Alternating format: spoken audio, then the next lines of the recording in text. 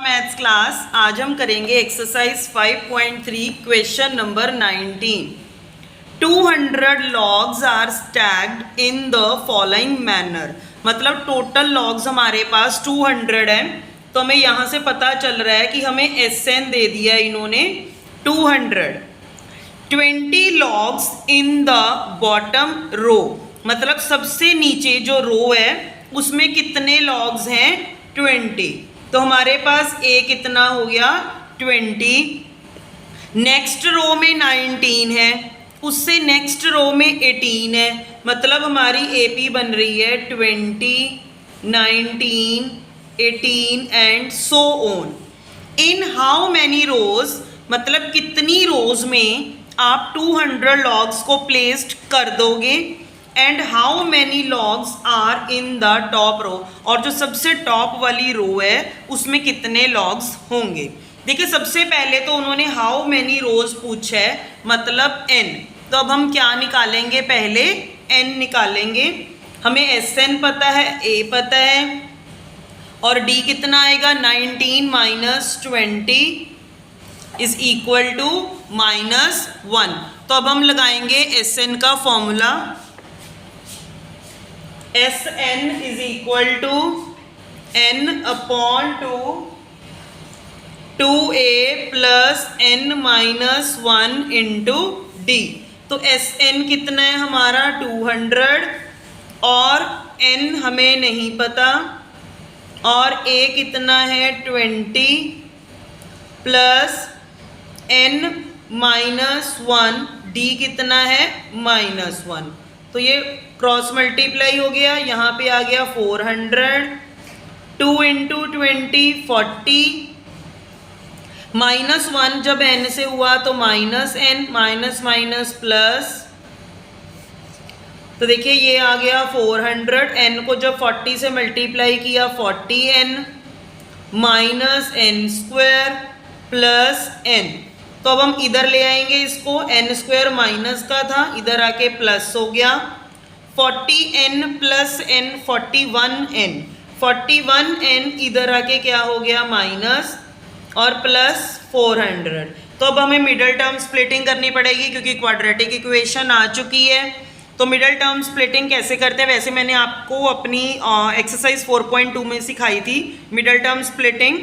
तो देखिए यहाँ पे A की वैल्यू है 1 और B की वैल्यू है -41 और C की वैल्यू है 400। मतलब हमें दो ऐसे नंबर्स चाहिए जिसको प्लस करके 41 आए और मल्टीप्लाई करके 400। तो हम इसके कौन से फैक्टर्स बनाएंगे, ये इसके हमारे पास फैक्टर्स बन सकते हैं 25 एंड 16। देखिए 25 एंड 16 को जब हमने प्लस किया तो 41 आ गया, और 25 मल्टीप्लाई 16 होता है 400। तो मैंने ये फैक्टर्स बनाए हैं, माइनस ये वाला साइन n, और अंदर लिख दिया मैंने 25 प्लस 16 प्लस 400।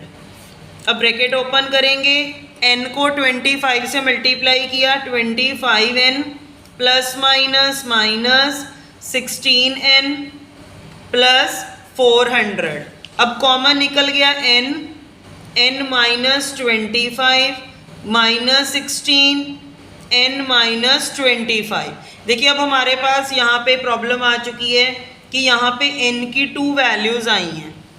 अब हमें नहीं पता कि n हमारा 16 है या 25 है, तो हमें इसको सॉल्व करके देखना पड़ेगा पहले।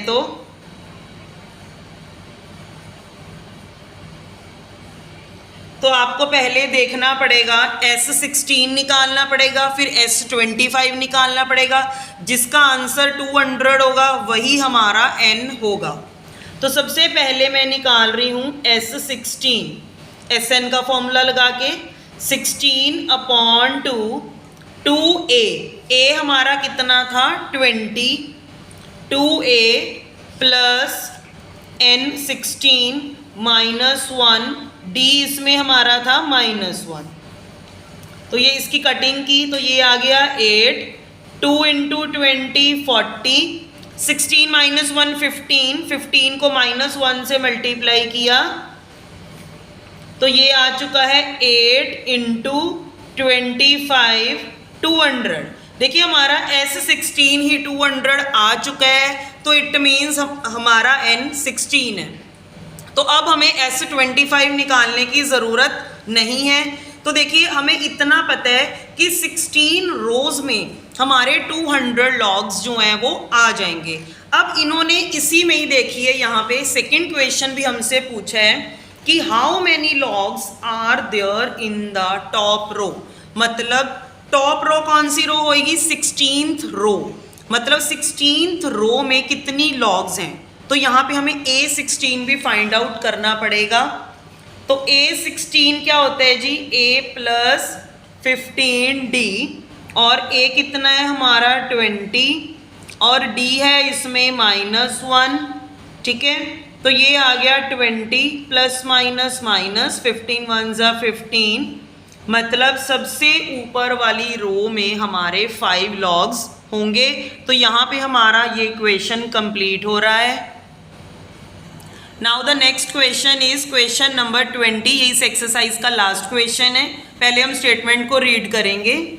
इन a potato race a bucket is placed at the starting point. देखिए जो बकेट है हमारी स्टार्टिंग पॉइंट पे है, which is 5 metre from the first potato.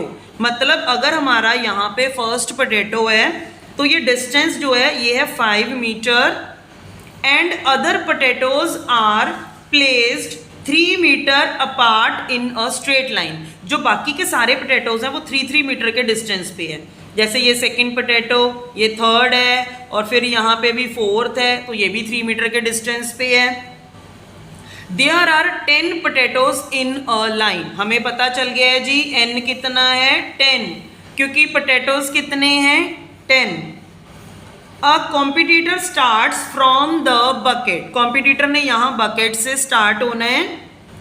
Picks up the nearest potato, मतलब अगर वो यहाँ से स्टार्ट होगा तो ये सबसे नियरेस्ट पोटैटो ये वाला पड़ेगा उसको, इसको वो पिक करेगा। Runs back with it, drops it in the bucket. मतलब ये पोटैटो उठा के वो बकेट में डाल देगा। Runs to the bucket and runs back to pick up the next potato. फिर दोबारा से वो भागेगा यहाँ से, फिर वो नेक्स्ट पोटैटो उठाएगा। Runs to the bucket to drop it, मतलब जब वो सेकंड पोटैटो उठाया फिर से दोबारा रन करेगा और उसको बकेट में डाल देगा। And she continues in the same way until all the potatoes in the bucket। मतलब जो वो गर्ल है वो सारे के सारे पोटैटोज ऐसे उठाएगी। मतलब वो सारे इकट्ठे नहीं उठा सकती, एक उठाएगी फिर उसको बकेट में डालेगी, सेकेंड उठाएगी फिर उसको बकेट में डालेगी।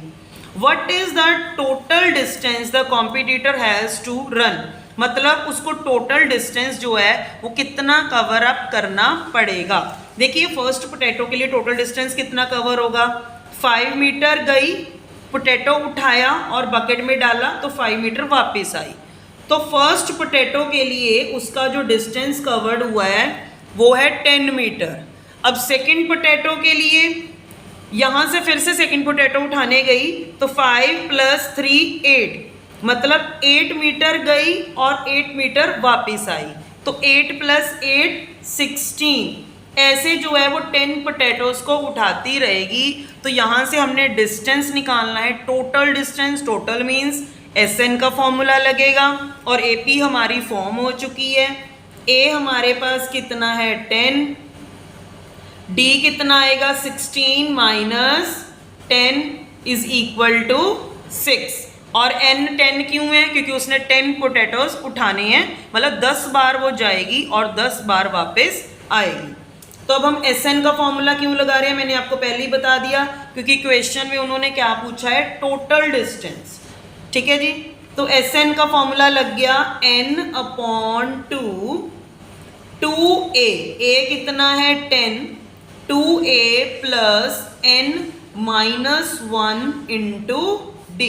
तो ये कटिंग हो गई है जी, 5 आ गया, 5 2 10 = 20, 10 माइनस 1 9, 9 इंटू 6 54, तो ये आ गया 5 multiply 20 plus 54 74, 5 4 20, 370 metre total distance cover करना पड़ा उसको 10 पोटैटोज को उठाने में। यहाँ पे हमारी एक्सरसाइज कंप्लीट हो रही है। Thanks for watching this video.